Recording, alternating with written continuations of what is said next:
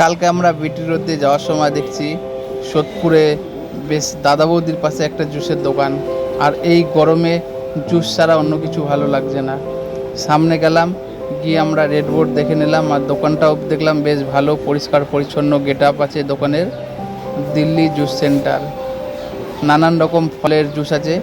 আমরা তিনটে mango small juice নিলাম, এবার বানাচ্ছে, আমরা খেয়ে দেখবো কীরকম।